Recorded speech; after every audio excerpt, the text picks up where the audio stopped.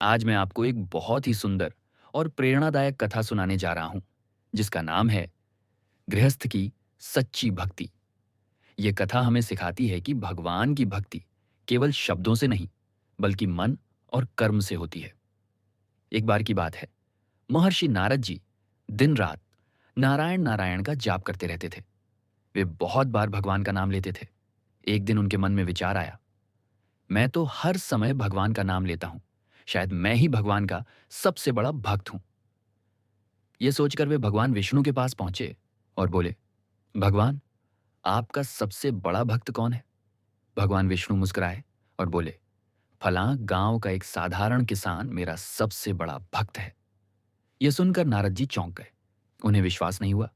उन्होंने सोचा, एक साधारण किसान और मुझसे बड़ा भक्त। नारद जी उस किसान से मिलने उसके गांव चल पड़े। वहां जाकर उन्होंने किसान का जीवन देखा। किसान सुबह 4 बजे उठता, 2 बार नारायण नारायण कहता, फिर अपने बैलों को चारा पानी देता, नित्य कर्म से निवृत्त होकर खेतों में काम करने चला जाता।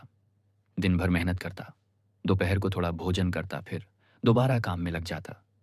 शाम को घर लौटता, खाना खाता, 2 बार नारायण नारायण कहता और सो जाता।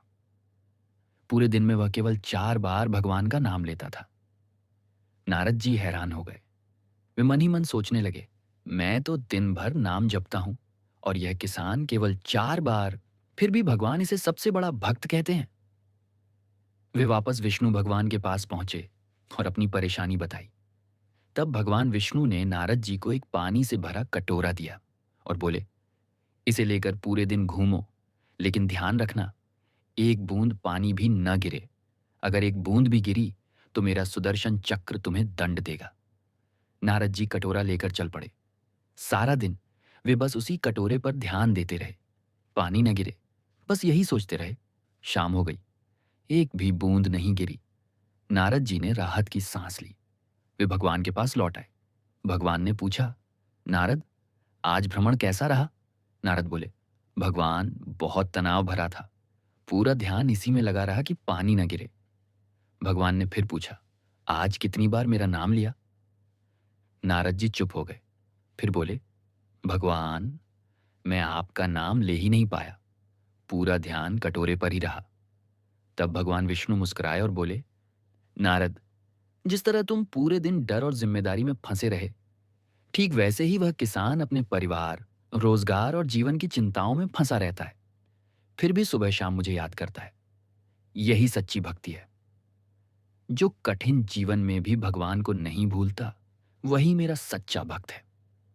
दोस्तों, भक्ति केवल माला फेरने से नहीं होती। भक्ति होती है ईमानदारी से काम करने में, कर्तव्य निभाने में और भगवान को दिल से याद करने में। अगर आपको यह कथा पसंद आई हो तो इसे लाइक और शेयर जरूर करें। ऐसी और भी रोचक कहानियां सुनने के लिए हमारे चैनल को सब्सक्राइब करें। धन्यवाद।